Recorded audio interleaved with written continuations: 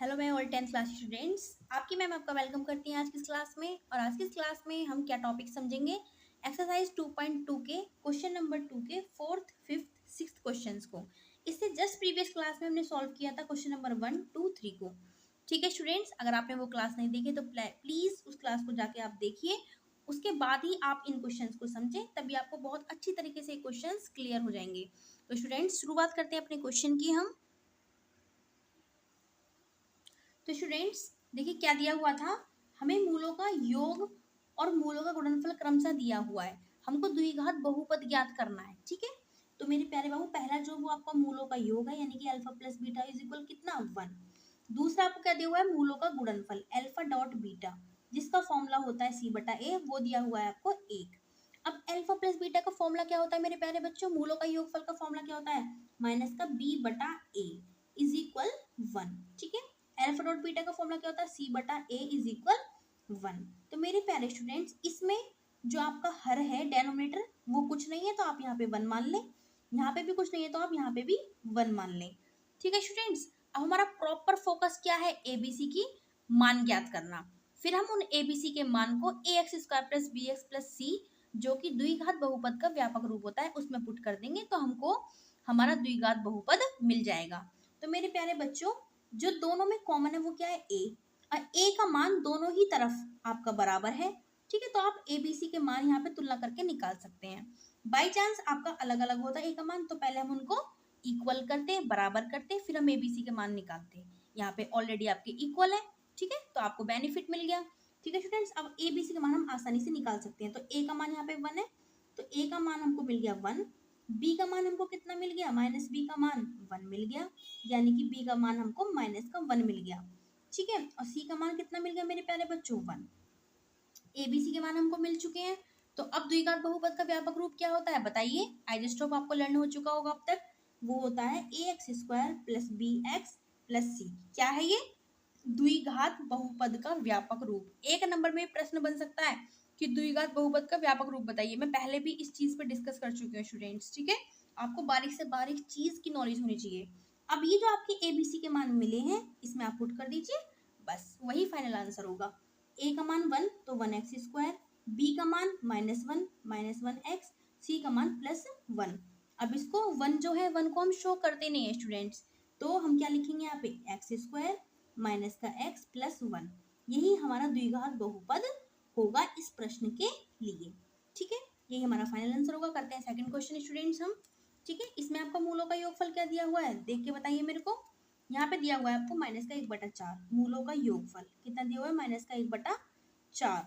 मूलों का गुणनफल कितना दिया हुआ है, दूसरा वाला क्या है आपका, वो भी आपका 1/4 ही है।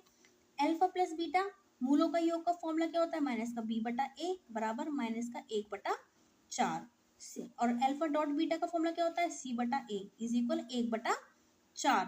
यहाँ पे भी ए का मान 4 है, यहाँ पे भी ए का मान 4 है, पहले से ही इक्वल है, तो हम ए बी सी की वैल्यूज डायरेक्ट ले सकते हैं।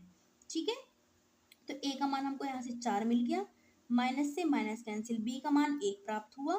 ठीक है, +1, और सी का मान भी आपको 1 ही मिला।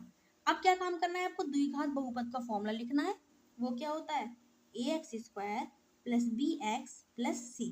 ठीक है, ए का मान कितना है 4x स्क्वायर, बी का मान कितना है 1 तो +1x, प्लस सी का मान कितना है आपका 1, तो 4x square plus x plus 1, ये हमको प्राप्त हो गया। फाइनली यही हमारा इस प्रश्न के लिए द्विघात बहुपद होगा। स्टूडेंट्स क्वेश्चन नंबर 3 सॉल्व करते हैं हम। यहाँ पे क्या दिया हुआ है आपको, मूलों का योगफल बताइए मेरे को देख के। मूलों का योगफल आपको दिया हुआ है 4। ठीक है, और मूलों का गुणनफल कितना दिया हुआ है, ठीक है, वो दिया हुआ है आपको 1। तो ये हमें गिवन चीज है। हमें अल्फा प्लस बीटा का फॉर्मूला क्या होता है, माइनस बी बटा ए, मूलों का योग जो होता है वो 4 के बराबर है। अब इसमें हर तो है नहीं, डेनोमिनेटर नहीं है ना, तो यहाँ पे आप अपनी तरफ से 1 मान लें। अल्फा डॉट बीटा का फॉर्मूला सी बटा ए इज इक्वल 1, इसको इससे नीचे भी आप 1 मान लें। ठीक है, क्योंकि नहीं दिया हुआ है हमको। अब ए का मान यहाँ पे भी 1 है, ए का मान यहाँ पे भी 1 है, तो पहले से हमारा इक्वल है, तो हम ए बी सी के मान यहाँ से तुलना करके डायरेक्ट ले सकते हैं। ठीक है स्टूडेंट, ये बात मैं बहुत बार बता चुकी हूँ आपको। अगर बाई चांस यहाँ पे ए की वैल्यू, ठीक है, इक्वल नहीं होती तो पहले हम उसको इक्वल करते। ठीक है, जैसे हमने स्टार्टिंग के 3 क्वेश्चंस में किया था। इक्वल करते फिर हम एबीसी की वैल्यू जब निकालते हैं, बट यहाँ पे हमें ऑलरेडी इक्वल है तो यहाँ पे हम एबीसी की वैल्यू डायरेक्ट ले सकते हैं। तो ए का मान कितना है मेरे प्यारे बाबू 1, बी का मान ये वाला माइनस इसके पास पहुंच जाएगा तो माइनस का 4 और सी का मान भी आपको 1 मिल गया। अब द्विघात बहुपद का फॉर्मूला क्या होता है, ए x square plus B x plus c. A का मान कितना होता है 1, ठीक है। यहाँ पे ए बी सी के मान यहाँ पे हम इसमें पुट कर देंगे स्टूडेंट्स। ये तो आपको द्विघात बहुपद का व्यापक रूप होता है, ये तो हमसे पूछा है, तो ए बी सी के मान हम इसमें पुट कर देंगे, ठीक है। ए की जगह पे 1 एक्स स्क्वायर, बी की जगह पे -4 एक्स का एक्स, सी का मान 1, ठीक है। इसको सॉल्व कर लेंगे थोड़ा सा। एक को हम शो करते हैं नहीं तो एक्स स्क्वायर माइनस का 4x, ठीक है, +1। अब आप ये मत सोचिएगा मैम यहाँ पे तो अपने एक को हटा दिया, यहाँ पे बेटा ये गुणांक है एक्स स्क्वायर का, वहाँ पे वो कांस्टेंट टर्म है, उसके साथ कोई दूसरी चीज़ नहीं लिखी हुई है तो वो आपको मेंशन करना पड़ेगा। अगर बाई चांस ये भी किसी चीज़ का गुणांक होता ना, कोफिशिएंट होता, तो इसको भी हम शो नहीं करते। यहाँ पे गुणांक है तो इसको हमने शो नहीं किया, ठीक है। और बाकी अगर आपकी कोई कांस्टेंट टर्म होती है 1 तो उसको आपको शो करना पड़ता है, मेंशन करना पड़ता है। तो स्टूडेंट्स ये आपका क्या हो गया, द्विघात बहुपद हो गया इस प्रश्न के लिए। आई जस्ट होप आपको एक क्वेश्चन क्लियर है, ठीक है। इससे पहली वाली आपने क्लास नहीं देखी तो उसको जाके आप जरूर देखिएगा, ठीक है। अदरवाइज चीज़ें आपको बाउंस कर सकती हैं, थोड़ा कन्फ्यूजन क्रिएट कर सकती हैं, ठीक है स्टूडेंट्स। ओके, एक एक चीज़ को बड़े प्यार से बड़े ध्यान से समझ के अच्छे से कॉन्सेप्ट को क्लियर करके एक एक क्वेश्चन की बहुत अच्छी तरीके से प्रैक्टिस करें।